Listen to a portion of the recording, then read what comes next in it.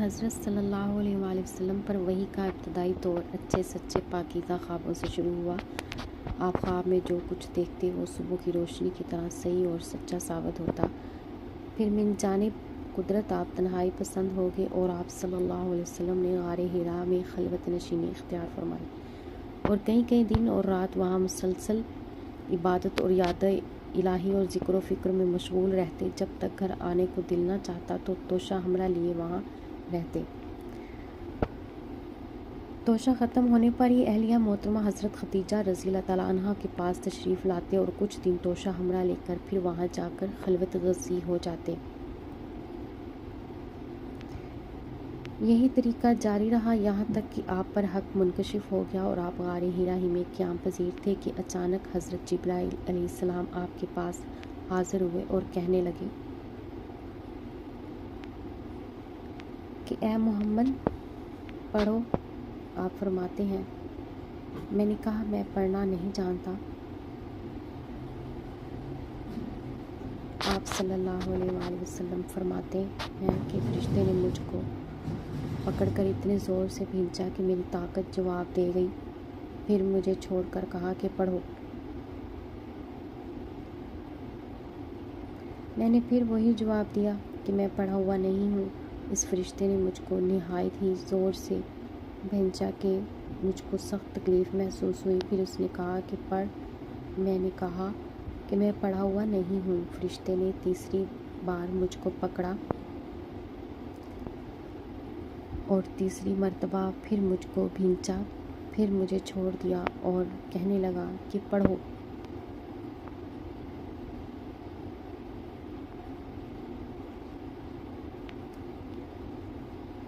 اپنے رب کے نام کی مدد سے جس نے پیدا کیا اور انسان کو خون کی پھٹکی سے بنایا، پڑھو اور آپ کا رب بہت ہی مہربانیاں کرنے والا ہے۔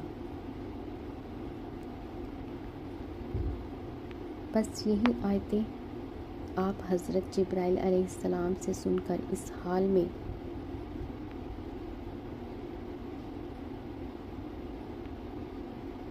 غار حرا سے واپس ہوئے کہ آپ کا دل اس انوکھے واقعے سے کانپ رہا تھا۔ آپ حضرت خدیجہ کے ہاں تشریف لائے اور فرمایا کہ مجھے کمبل اڑا دو، مجھے کمبل اڑا دو۔ لوگوں نے آپ کو کمبل اڑا دیا۔ جب آپ کا ڈر جاتا رہا تو آپ نے اپنی زوجہ محترمہ حضرت خدیجہ رضی اللہ تعالیٰ عنہا کو تفصیل کے ساتھ یہ واقعہ سنایا اور فرمانے لگے کہ مجھ کو اب اپنی جان کا خوف ہو گیا ہے۔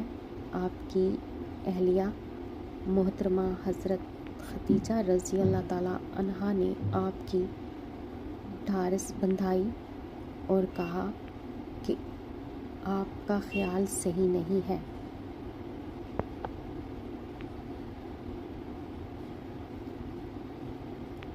خدا کی قسم آپ کو اللہ کبھی رسوا نہیں کرے گا، آپ تو اخلاق فاضلہ کے مالک ہیں،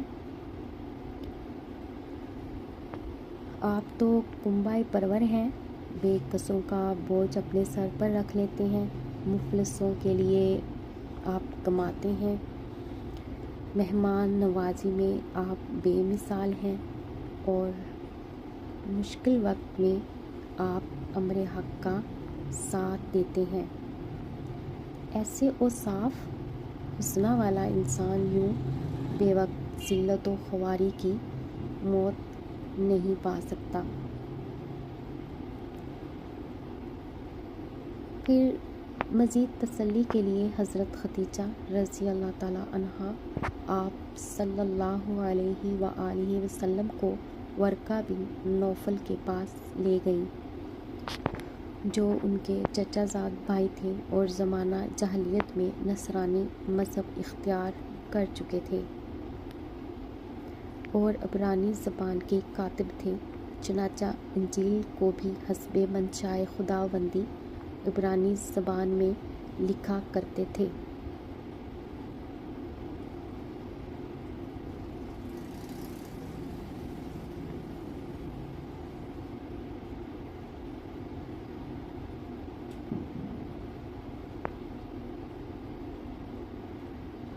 انجیل سریانی زبان میں نازل ہوئی تھی، پھر اس کا ترجمہ عبرانی زبان میں ہوا۔ ورقہ اس کو لکھتے تھے۔ وہ بہت بوڑھے ہو گئے تھے، یہاں تک کہ ان کی بینائی بھی رخصت ہو چکی تھی۔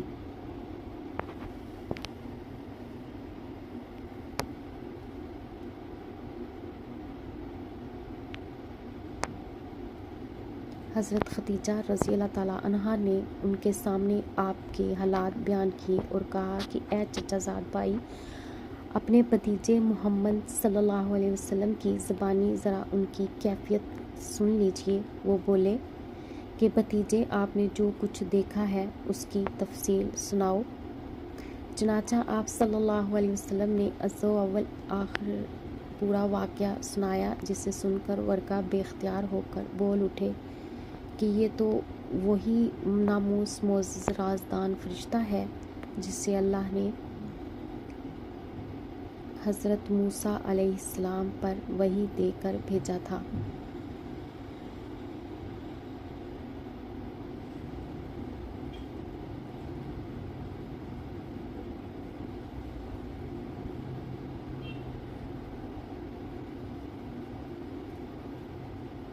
کاش میں آپ کے اس عہد نبوت کے شروع ہونے پر جوان عمر ہوتا، کاش میں اس وقت تک زندہ رہتا جبکہ آپ کی قوم آپ کو اس شہر سے نکال دے گی۔